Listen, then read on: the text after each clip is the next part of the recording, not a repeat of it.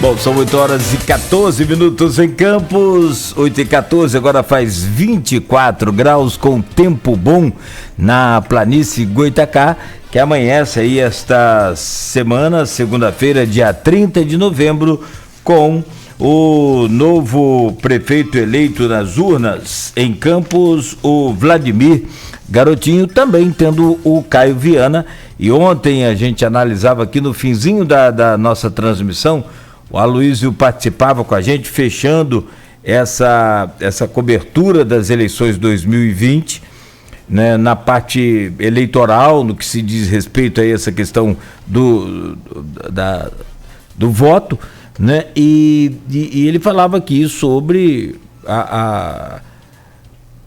na verdade não é nenhuma derrota também do Caio. O Caio que sai aí com um fortalecimento extraordinário dessas urnas, e a expectativa agora é esperar ver o que Caio fará desses números expressivos aí obtidos no segundo turno, desse crescimento fantástico que ele obteve, né? E como ele vai cuidar desse potencial, né? Como que ele vai cuidar agora desse saldo, desse capital político que ele sai fortalecido.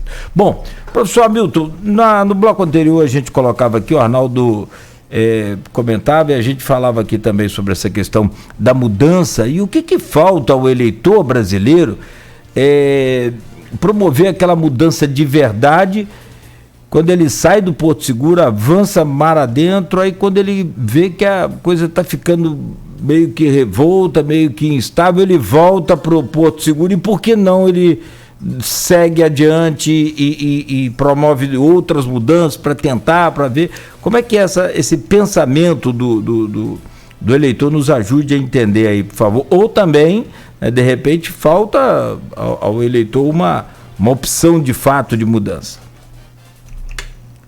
Eu acho que tem essas duas dimensões. E nós temos uma tradição política que não é boa, que é a do patronato, né, que vem lá de trás do coronelismo, né, que foi se aperfeiçoando, foi se adaptando às mudanças urbanas do país, né?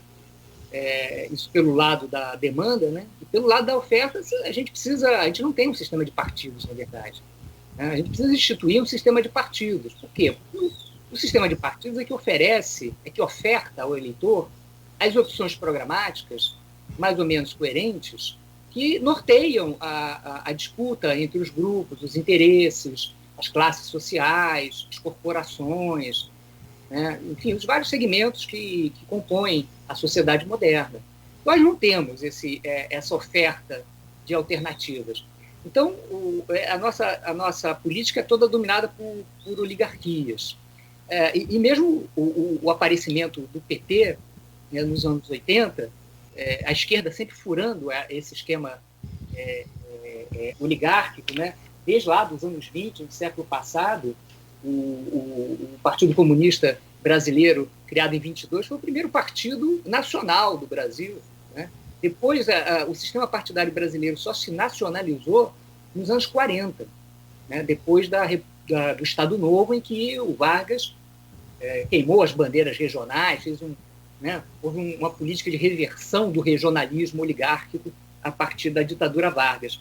Então, nós temos essa dificuldade histórica, né, de instituir modelo, de fazer um governo representativo, né? E a gente atravessou o século XX todo com altas restrições à participação política. No Brasil não era permitido ter um partido dos trabalhadores, que não fosse aquele mediado pelos advogados e pelos pelegos, que era o PTB, e você não tinha liberdade sindical plena, você não podia organizar centrais sindicais, etc. E tal. Isso veio acontecer no final do século XX, com a redemocratização. E o sistema de partidos que se instituiu desde lá, ele é fraco, ele é tão fraco, e a tradição é tão forte, que o PT foi absorvido nesse processo. O processo de redemocratização e de ascensão do PT pode ser também traduzido como um processo de absorção da nossa parca estrutura partidária moderna ao sistema de patronato.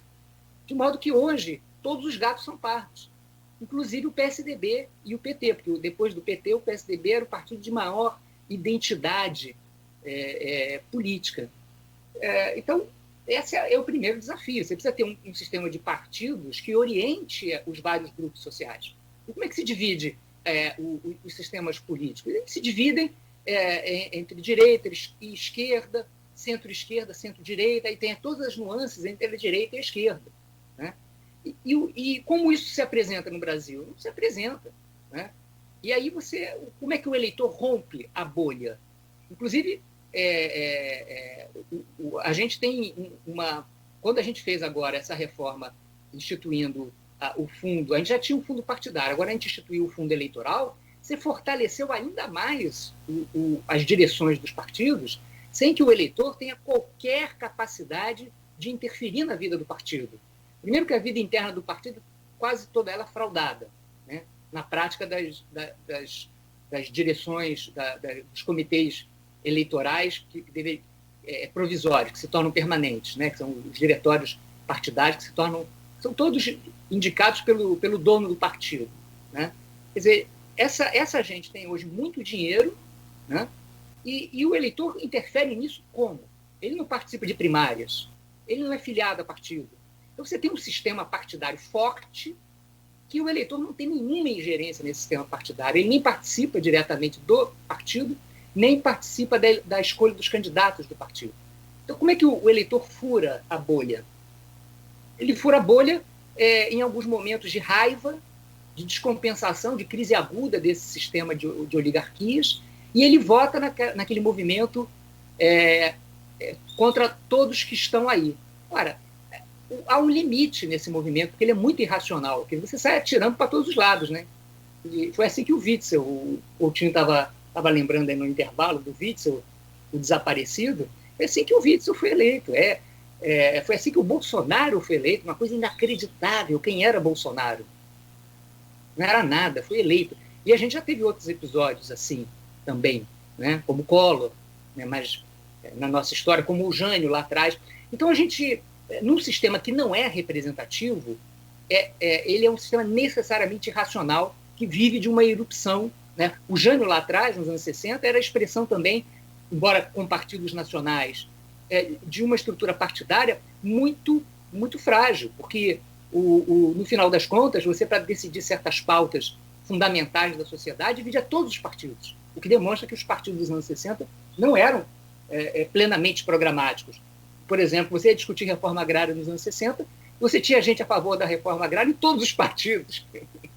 E contra a reforma agrária também praticamente em todos os partidos, ora bolas. Para que servem os partidos, então, se na hora de decidir as coisas eles se dividem? Aí você tem que formar blocos, né? Ali nos anos 60 você tinha a frente nacionalista, a frente isso, porque tinha que fazer frentes, né? Então, o eleitor está muito desprotegido, ele não tem os mecanismos. Isso faz com que ele se comporte ou dessa maneira eruptiva, que a gente verificou em 2016 aqui em Campos, e em 2018 em nível nacional, ou ele se comporte, uma coisa bipolar mesmo, ou ele se comporta da maneira mais tradicionalista, que é como a gente viu em Campos aqui outra vez, que é votando em clãs e em vereadores que representam uma política de patronato, uma política de assistencialismo quase personalista, né? A nível de cada vereador um despachante de interesses, alguns coletivos, mas na maioria uma expectativa de interesses particulares. Então, o sistema leva a isso, né? Independente, tanto é que, como eu digo, eu reafirmo, os partidos que nasceram para mudar esses sistemas acabaram transformados por esse sistema, abduzidos por esse sistema. Então, é realmente uma tradição que não deve ser desprezada e, claro, essa tradição só se mantém porque as normas não possibilitam dar vazão coerente ao desejo de mudança. A única forma de fazer mudança nesse sistema é a incoerência, quer dizer, é o irracionalismo da manada. Vamos todos votar contra esse ou contra aquele, muitas vezes votando em gente que é da velha política, mas que consegue botar a capa da nova política, etc, etc. Bom, professor Jorge Gomes Coutinho. Bom, eu acho que muitas das questões que o Hamilton colocou sobre o sistema político brasileiro, digamos, do século XX, né? Para cá, acho que é esse que o recorte que o Hamilton estava usando, muitas das coisas nós concordamos. Mas a questão da mudança, em particular, eu acho que ela entra como um cálculo mesmo também do eleitorado, né?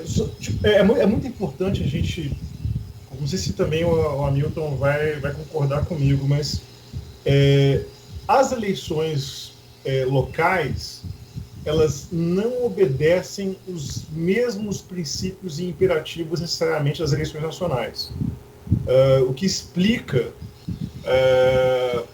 a dinâmica de preferências em eleições municipais obedece muitas das vezes a percepção do eleitor sobre questões muito cotidianas.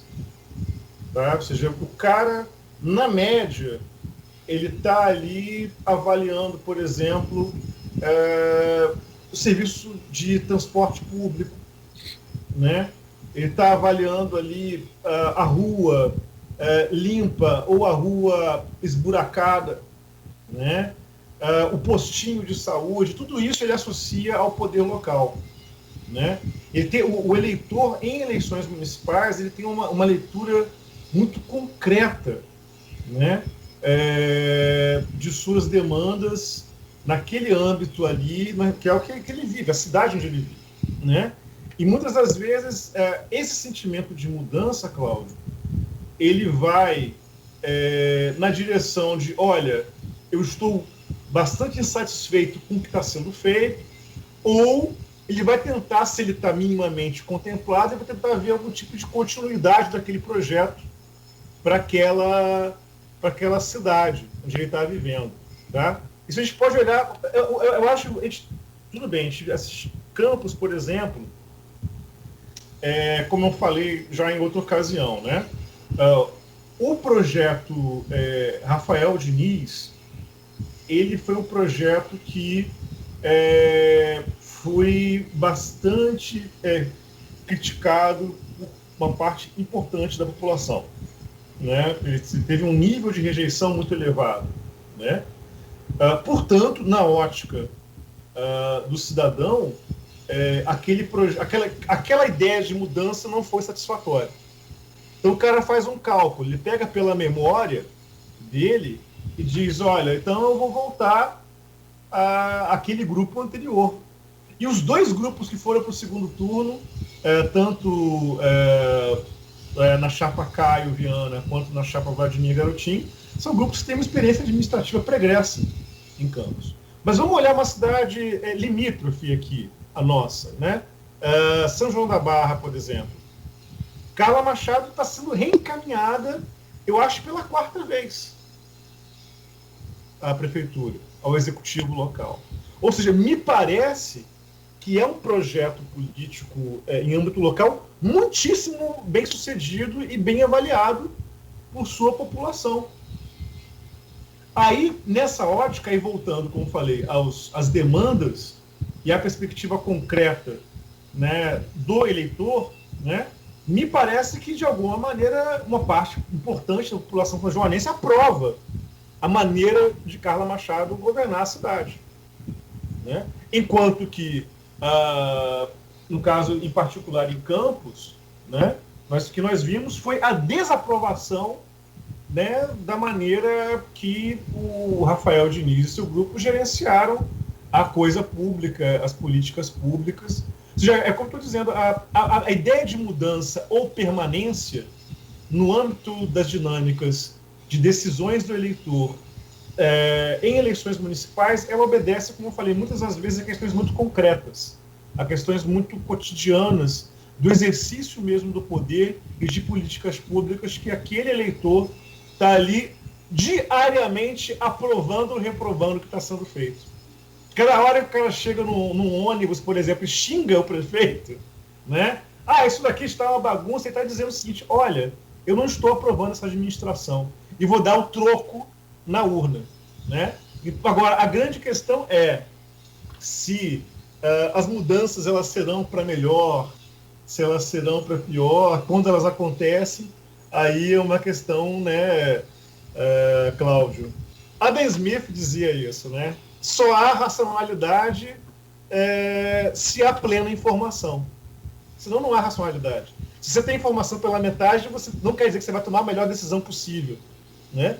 E assim é com o eleitor, né? O eleitor toma decisões com o rol de informações que ele tem na mão, acreditando muitas das vezes estar fazendo a melhor opção, mas ele não tem talvez as melhores informações ou todas que ele precisaria para tomar a decisão mais racional, né? Ou a mais correta em termos de consequências e etc.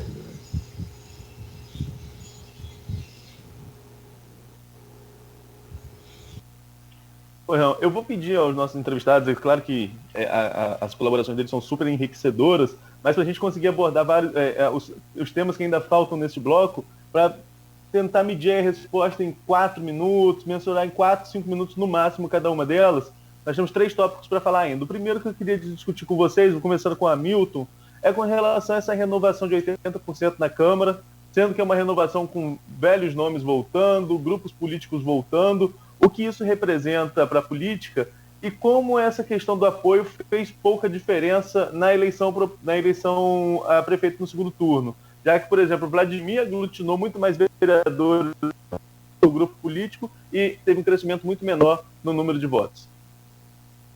Olha, Arnaldo, antes deixa eu dar uma palhinha sobre essa discussão nossa aqui do comportamento eleitoral. Eu concordo com o Jorge, a questão da eleição local tem parâmetros bem mais concretos, né, da zeladoria das cidades, da vida local.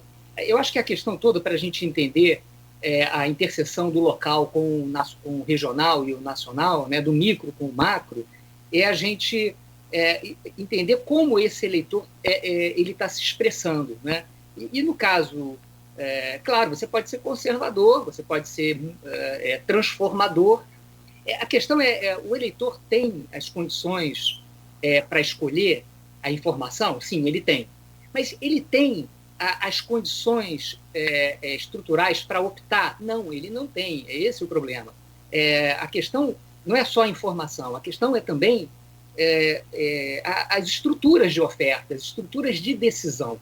E as estruturas de decisão são muito insuficientes, elas são muito parciais, elas não orientam o eleitor. Porque uma eleição é, assim, mais ou menos uma coisa que você vai ao mercado, né, fazer uma analogia muito cara aos liberais, você vai ao mercado e escolhe seu produto, né? E você tem um menu de opções. Você não escolhe livremente, porque, na verdade, quando você entra no supermercado, alguém já pré-determinou o que está ao alcance do consumidor, né? A oferta, o menu de opções. É como você vai a um restaurante. Você tem que ler a carta e decidir. A eleição é como você vai a um restaurante, só tem aquele, você é obrigado a comer naquele, e aquele menu, aquele é o menu de opções. E você vai ter que escolher racionalmente dentro daquele menu. E o menu é muito ruim, ele não favorece uma escolha coerente, que leve o eleitor a mudar coerentemente e a voltar coerentemente. A gente tem uma série de incertezas muito fortes. A gente estava falando agora aqui sobre Garotinho, e sobre Caio Viana e sobre Vladimir. A gente não tem a menor certeza se o Vladimir vai ser capaz de fazer um governo do Vladimir. Porque nem teria certeza alguma se o Caio conseguiria fazer um governo do Caio, porque são 2 clãs cujos patronos estão vivos. E eles comandam esse patronato. Então a gente não tem certeza, mesmo o eleitor que diz, não me importa com o partido e tal, eu estou de olho no que o candidato vai fazer, mas nesse modelo que a gente tem, por trás dele tem uma superestrutura atuando, né? E que a gente vai ver agora com o Caio, como é que o Vladimir vai fazer o governo do Vladimir. Vai haver uma luta entre o governo do clã e a vontade do Vladimir de fazer. Quer dizer, será que só é possível ele fazer quando os patronos morrerem? Essa é uma questão, a gente vai ver agora. Até que ponto vai ser um governo do Vladimir ou vai ser uma continuidade dos governos Garotinho, né? Isso tudo diz respeito a essa irracionalidade estrutural. Quando você tem um partido, você já sabe que, o partido não tem dono, o partido tem um programa, e você já sabe mais ou menos o que vai acontecer. Olha, se eu votar no Donald Trump, nós vamos ter aqui essas implicações na política externa, interna, pá. Se eu votar no Biden, eu tenho essa e aquela. No Brasil, qualquer coisa pode acontecer. Vide aí Bolsonaro, né? Vide Lula e Dilma, que era o grande partido da modernização, o grande partido contra o patronato, contra a corrupção institucionalizada no Brasil, desde sempre, que a corrupção institucionalizada no Brasil é sinônimo de falta de participação, de falta de inclusão, de desigualdade. Acabaram abduzidos.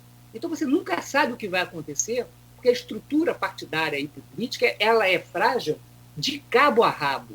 E isso impede que o eleitor decida o que ele decidiu, realize o seu programa, por isso que nós somos o paraíso do estelionato eleitoral, né?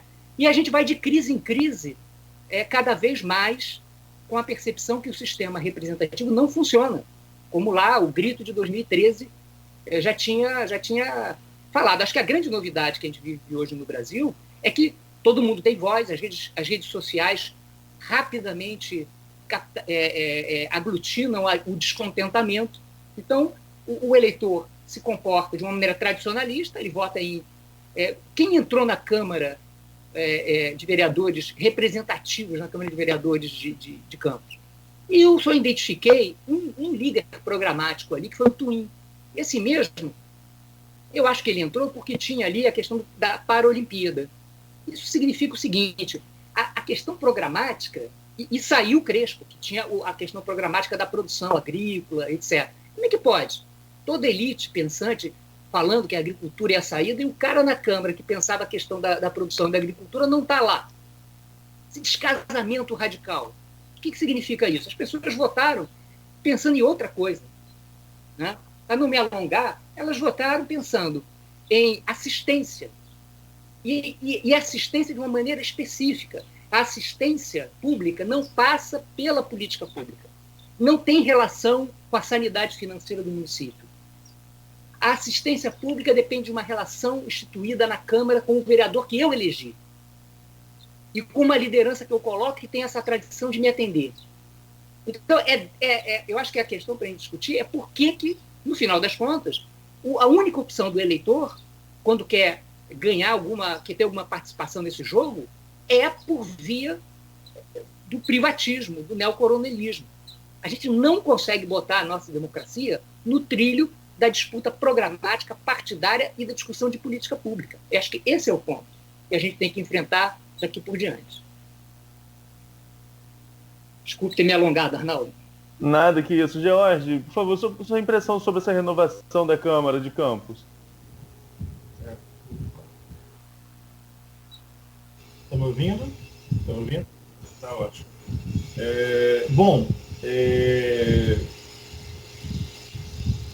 Só uma questão que pegando um pouco carona, né, o que o Hamilton está colocando aí, na minha perspectiva é o seguinte: classe política virtuosa, sociedade virtuosa.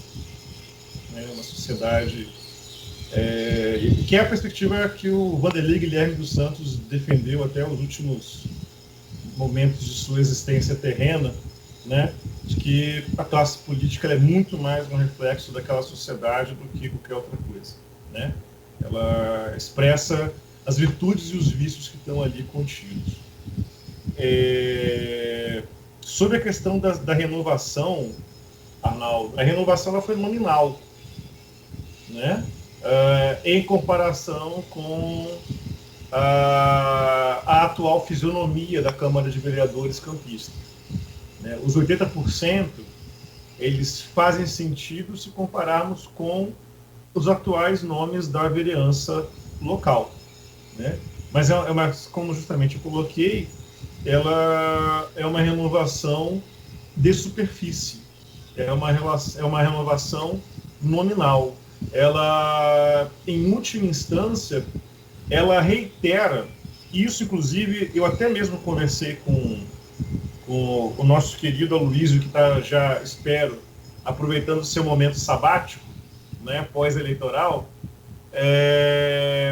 desde, eu acho que a década de 80, pelo menos, e quem tem um trabalho muito interessante sobre isso é o professor Renato Barreto, que é professor de História do Instituto Federal Fluminense, nosso IFE, né? sobre a lógica de captação de votos para o legislativo em Campos, e ele invariavelmente passa por aparatos de assistência direta ao que o Hamilton já descreveu, né, com relação a determinados grupos do eleitorado, né? Então, o que prevaleceu é um pouco essa lógica, que é uma lógica estruturada em Campos, né? Como eu falei, é uma dinâmica desde a década de 80.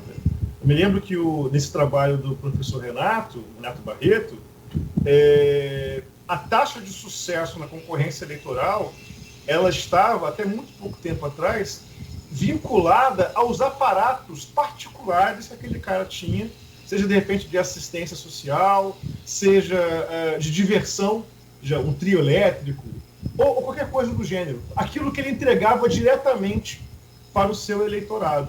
E isso, numa sociedade, como eu falei, em que você não conseguiu universalizar o acesso ao trabalho digno, né, é fatal. Porque o grau de precariedade das formas de viver nas periferias de Campos dos Goytacazes é simplesmente algo aviltante.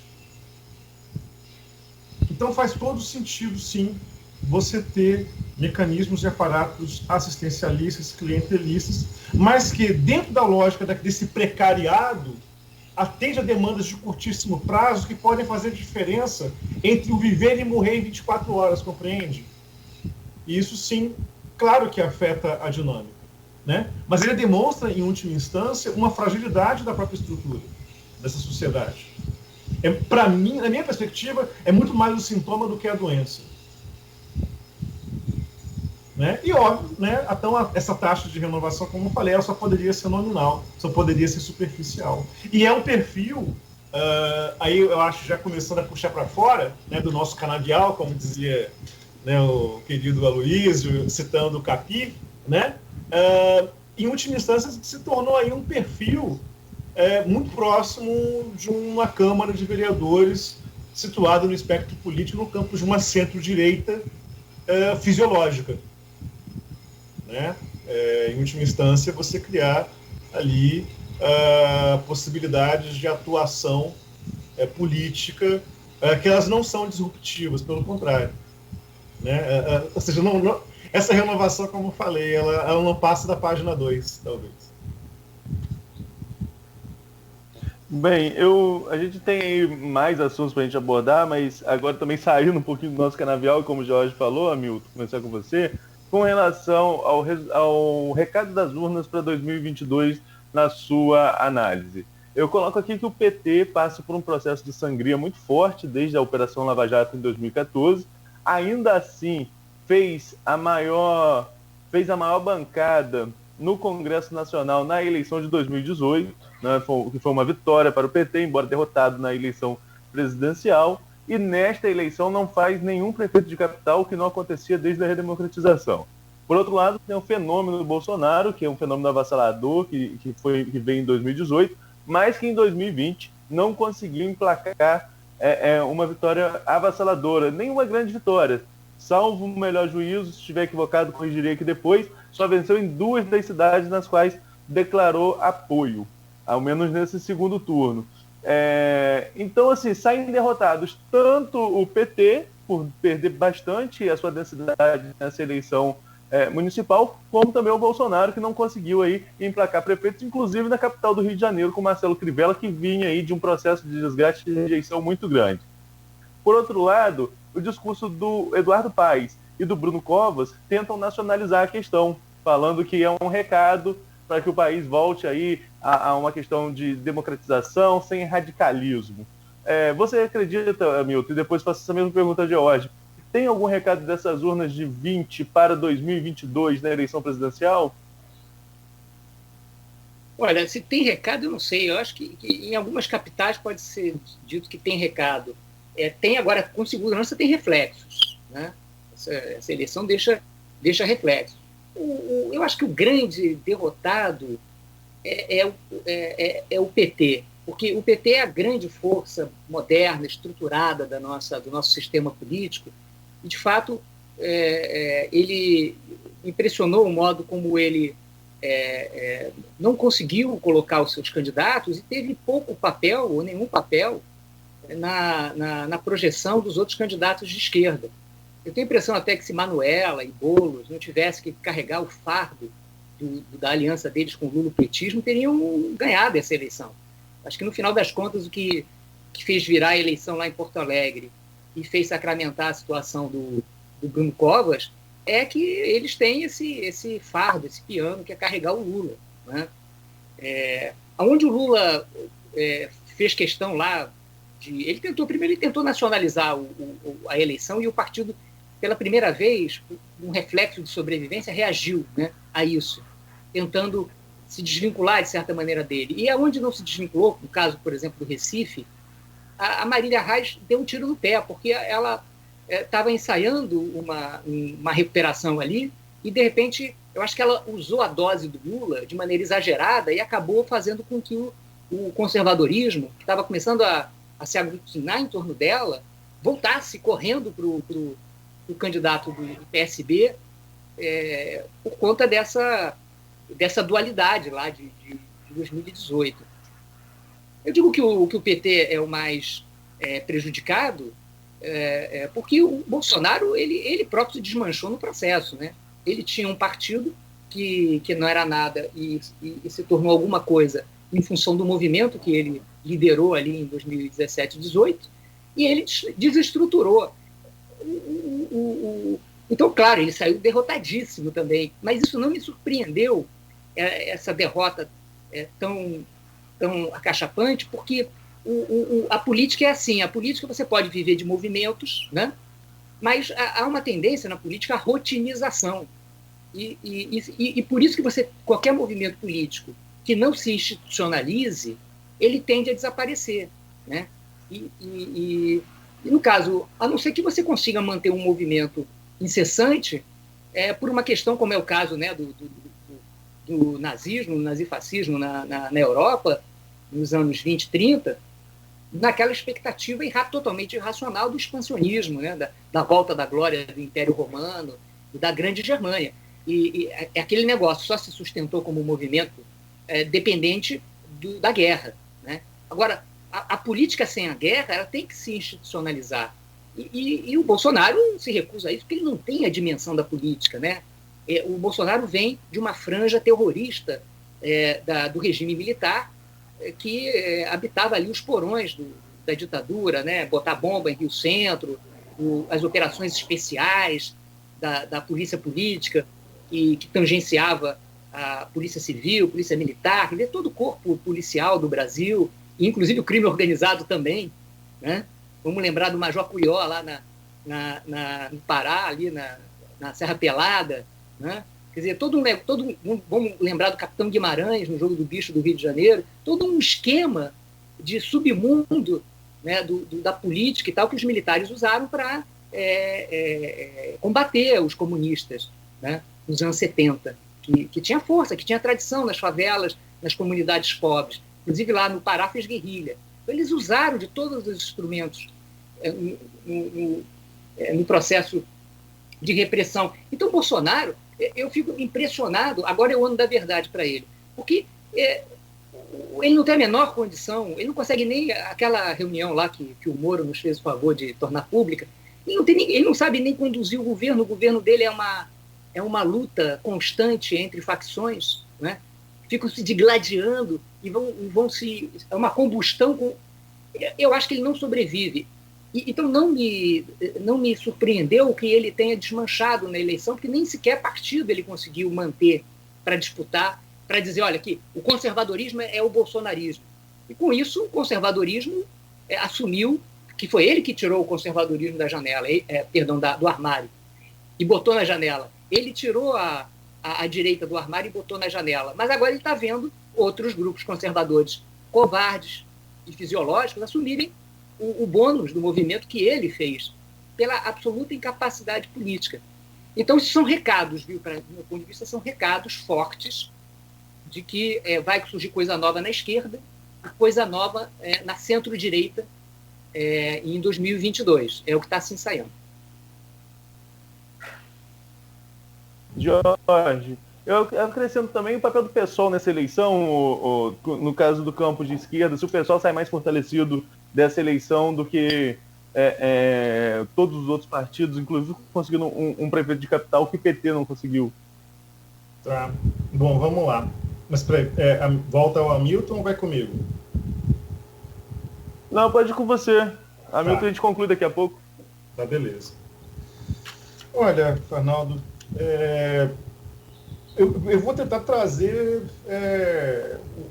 uma leitura bastante fria, tá? O que normalmente as eleições locais, as eleições municipais, elas importam para a disputa nacional é fornecer palanque e espaço político que tem reflexos no caso do Legislativo Federal. Tá? Ou seja, a importância da disputa no poder municipal, ela tem uma consequência efetivamente importante na disputa de votos para que se alcance o quociente eleitoral que permita eleger deputados federais, por exemplo. O que, obviamente, é muitíssimo importante dentro do xadrez das decisões no âmbito nacional. Isso há uma conexão clara. Agora, a disputa do voto majoritário nacional, né, aí nós temos, ele obedece a algumas particularidades, né? Pode ocorrer, né, do eleitor ele ter ido numa direção para o voto local e ir em outra para o voto nacional a partir do cálculo que ele faz naquela conjuntura, né? Então, o que eu digo? Né? Não tendo menor pretensão de futurologia, nem algo do gênero, né? Ainda a dinâmica de 2022 ela está em disputa. Esse cenário que nós podemos fazer, como eu falei, é uma avaliação gelada, fria, né? De que talvez sim nós tenhamos vencedores e perdedores, né? Isso nós podemos fazer, né? E eu concordo bastante que ao menos um sinal amarelo ao Partido dos Trabalhadores aí está aceso, né? Que eles conseguiram, sim, chegar ao segundo turno em vários municípios importantes do Brasil, mas não levaram. E levar, como eu falei, é muito importante. Pode ser decisivo depois na disputa, como eu falei, de você ter uma bancada relevante no caso da Câmara dos Deputados no âmbito federal. Né? Mas sim, há uma redução importante de cidades governadas pelo Partido dos Trabalhadores. Eles estão lá na lanterna, digamos assim. Eles tiveram um desempenho de partido médio. O PDT, neste momento, tem um maior quantitativo de eleitores sob mandatários de poder local do que o PT. Neste momento, nesse cenário de eleições. Então, a performance do PT é muito preocupante. Eu acho que os dirigentes do partido têm que repensar questões sobre o que vão fazer com isso. O resultado foi muito ruim. Agora, quanto ao Bolsonaro, eu particularmente, eu relativizo. Eu acho que ele, individualmente, ele participou muito pouco e com muito pouco entusiasmo das disputas de poder local. Em alguns momentos ele fez até de maneira constrangida. Você notava que ele estava um pouco constrangido, né? Ou seja, ele não entrou com sangue nos olhos nessa disputa. Não entrou. Então, individualmente, eu não consigo avaliar Bolsonaro como um derrotado indiscutível dessas eleições. O que eu posso, talvez, evidenciar é que candidatos que seguiram uma determinada métrica de ação na esfera pública brasileira, disso que nós podemos chamar de bolsonarismo, né? Que envolve uma retórica mais agressiva, que envolve o retorno de pautas de costumes ultraconservadores, às vezes reacionários. Esses grupos, sim, foram derrotados.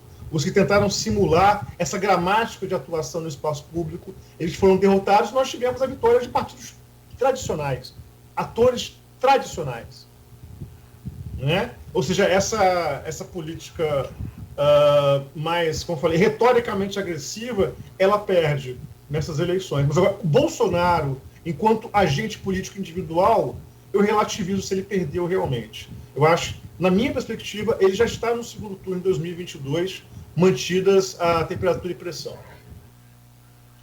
Agora, se a gente concluir, são 8h55, a gente tem até as 9, já estourando nossos 15 minutos de folga que a gente deixa aí pro programa. Hamilton, queria agradecer a sua presença e rapidamente ouvir qual a sua opinião com relação ao principal desafio do próximo prefeito de Campos. Qual é esse maior desafio?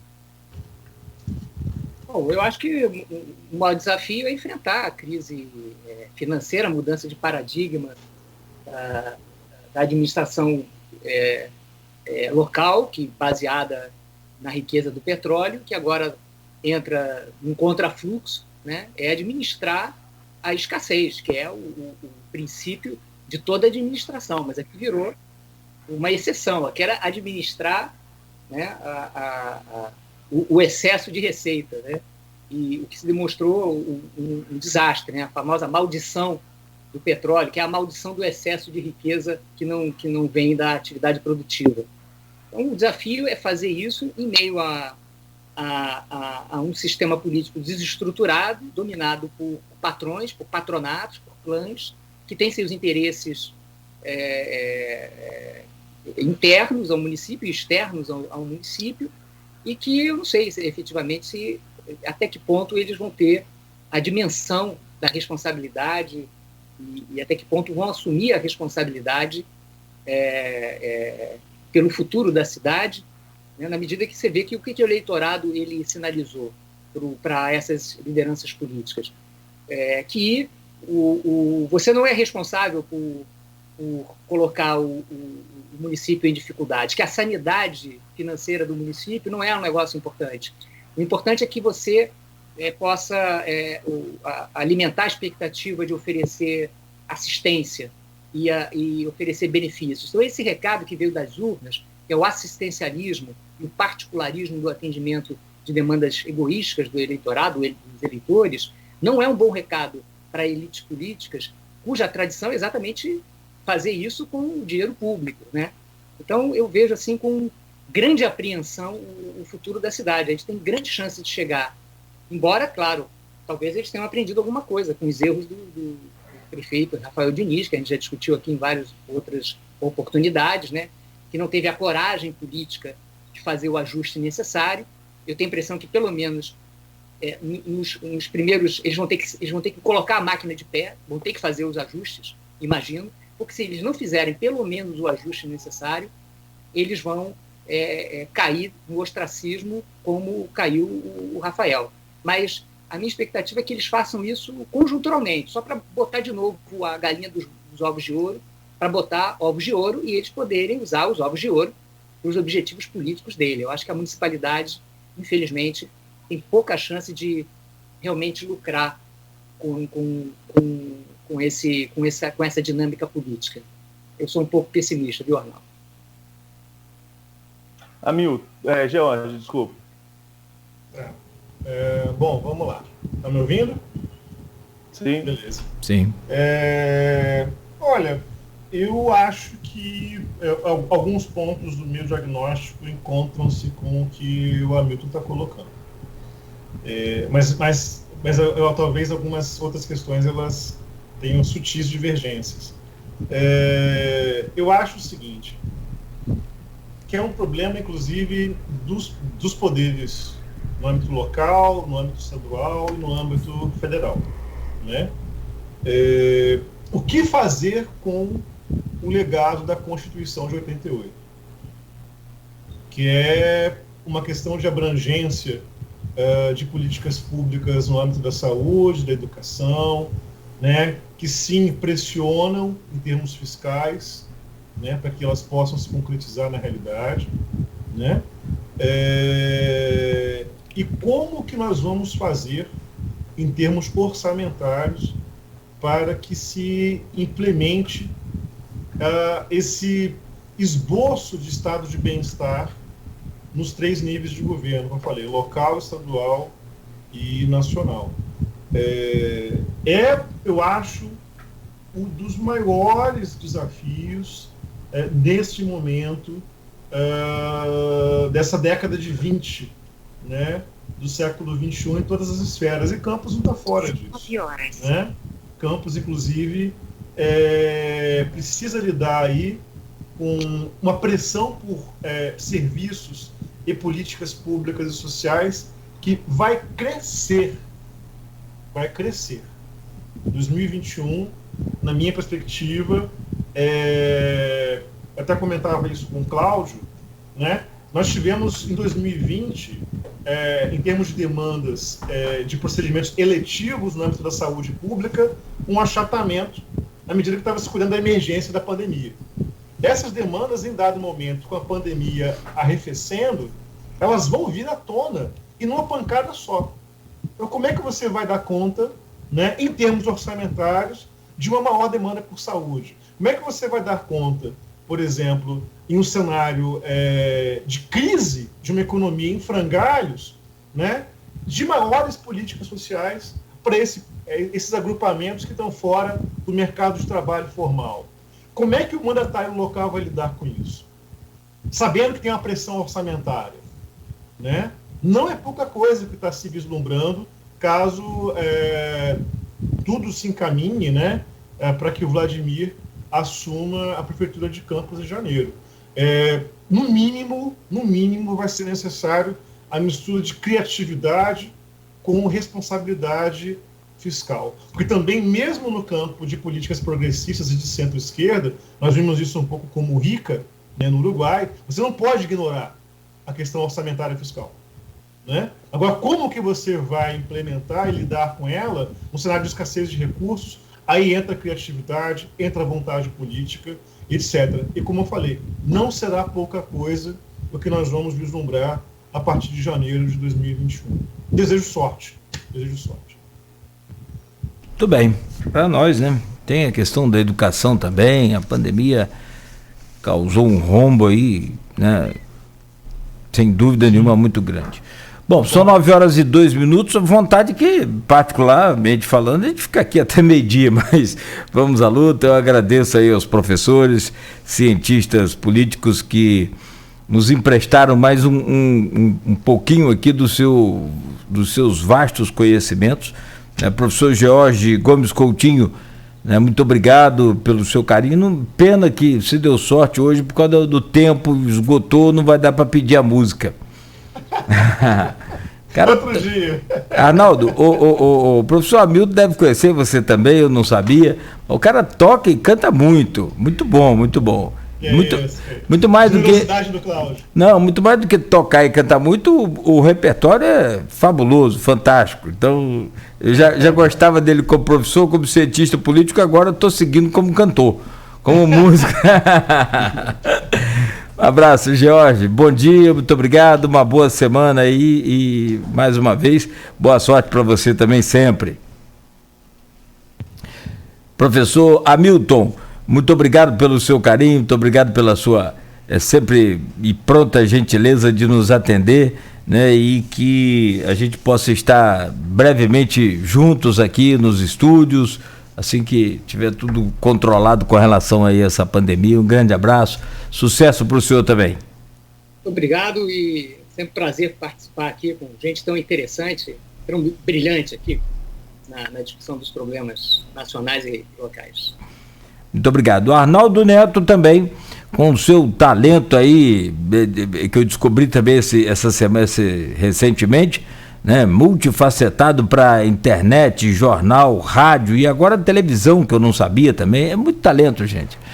O Arnaldo, um grande abraço. Ontem ele se desdobrou, eu acho que se for contar portal, jornal, televisão e rádio, acho que uns 6 veículos, né, Arnaldo? Então, parabéns para você. Parabéns. Quando eu crescer, eu quero ficar igual a você. Quero ser igual a você. Nada, que isso. A gente tenta um pouquinho fazer ajudar um pouco a todo mundo que pede nossa colaboração e, né, tomara que seja uma colaboração correta, né? Que é o mais importante dentro do jornalismo, você trabalhar com a informação coerente com o fato. Já dizia Ulisses Guimarães, Sua Excelência, o fato. Agradecer ao Hamilton, agradecer ao George. Nogueira também, muito obrigado, parceria. Amanhã nós estaremos de volta às 7 da manhã. Divulgarei o entrevistado hoje à tarde no portal Folha 1, no meu blog, porque estamos tentando aí arrancar do prefeito eleito um nome importante da transição e trazer esse nome para cá, porque eu acho que mais importante do que tão importante quanto analisar o resultado e o que vem a partir desse resultado é pensar na transição, já que é um período curto de transição de somente um mês, numa cidade cheia de problemas financeiros, como nós colocamos, e também dentro de uma pandemia, voltando hoje à fase amarela aí do plano de flexibilização. Perfeito. Boa semana a todos, a você que nos ouve, nos acompanha, você que nos acompanhou nessa cobertura desde lá de trás, né, no início das entrevistas com os pré-candidatos, depois com os painéis que o Aloysio fez, daí que foram 11 painéis com esses professores que estão aqui, com tantos outros e tantos segmentos aí da sociedade civil organizada, e também com as 24 entrevistas, 22 com os candidatos a prefeito, né, e depois mais 2 com os 2 vice-candidatos a prefeito, ou candidatos a vice-prefeito, enfim. E ainda com o nosso debate, eu acho que coroamos ontem com a cobertura aí bem bacana de todo o grupo, né? Aqui na Folha FM foram mais de 20 mil visualizações ontem, tinha mais de 1.100 pessoas simultaneamente nos acompanhando, então fica aqui, o mínimo que pode ficar é toda a nossa gratidão, claro, a Deus primeiro, Nossa Senhora, é você que nos acompanha aqui pela Folha FM. Nós seguimos, são 9h06, o Folha no Ar volta amanhã, no oferecimento dos laboratórios Plínio Bacelar e Clínica Proteus.